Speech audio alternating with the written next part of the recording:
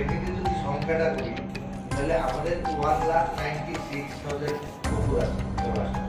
এর মধ্যে 75 to 80% শুধু একটু উঁচু জায়গা যেগুলি বা পাড়গুলি শক্ত এবং ওইগুলি ঠিক আর ওদের সবগুলি কুয়াশা এমনিতে স্ট্রাকচারাল ড্যামেজ যেটা 16,312 যেগুলি পাড় ভাঙছে বা মাছটা গেছে যেগুলি মোটামুটি 1,60,000 65,000 পুকুর থেকে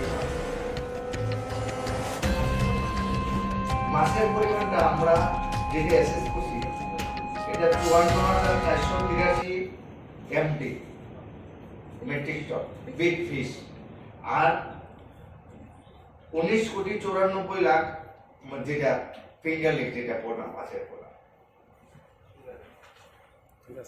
মাছের দোকানে ক্ষেত্রে একটা বিশাল ক্রাইসিস দেখা দিবে, মাছের দাম বৃদ্ধি হতে পারে, সেক্ষেত্রে দপ্তর কি ধরনের ভূমিকা নেবে আর রিলিফের ক্ষেত্রে আপনারা কি ধরনের ইনিশিয়েটিভ? অ্যাকচুয়ালি দেখেন মাছের যে ফিঙ্গারলিংসের যে সিজন এটা তো আমরা অলরেডি ফিঙ্গারলিংসটা জাস্ট পুকুরে ড্রপ করছি, এখন গ্রো আউট হওয়ার টাইম। এখন যেই সময়ে ড্যামেজ হয়েছে এখন আমাদের একটু সময় লাগবে সত্য কথা, কারণ আমাদের প্রথম হইলো ফান্ড যদি অ্যাভেলেবল থাকে তাহলে আমাদের একটা প্ল্যান করছি আমরা আগামী 1 মাসের মধ্যে আমরা হ্যাচারিগুলি এবং প্রাইভেট যে সিড প্রোডাকশন ইউনিট ওইগুলিরে আমরা অ্যাক্টিভেট করব। তারপর আরো 2 মাস লাগবে পোনা হইতে, মানে 3 মাস। তারপরে পোনাটা যদি আমরা গ্রো না পুকুরে যদি দিই তাহলে 2-3 মাসের মধ্যে মোটামুটি 5-6 মাস টাইম আমাদের লাগবে।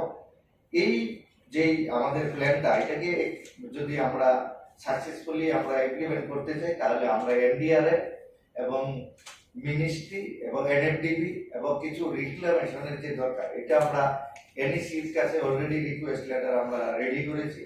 এই টাকা পাইলে পরে আমরা আগামী 6 মাসের মধ্যে অ্যাকচুয়ালি ফিশটা যেটা আমাদের রেসিডুয়াল যে মানে ওয়াশ আউট হওয়ার পরে যেটা আছে এটা মাত্র 20-25% এখন আছে। এটা মানে ওয়েটে গিয়ে আরো 3 মাস পরে হয়তো এটা 50% আসবে, তাহলে আরো আমাদের 50% আমরা কিন্তু শর্টেজ। এই 50% মার্কেট থেকে কমপ্লিট হওয়ার পর বাকি 50% আইবো যে এটার গ্যারান্টি আমরা দিই না যতক্ষণ পর্যন্ত ফান্ড অ্যাভেলেবল না হয়।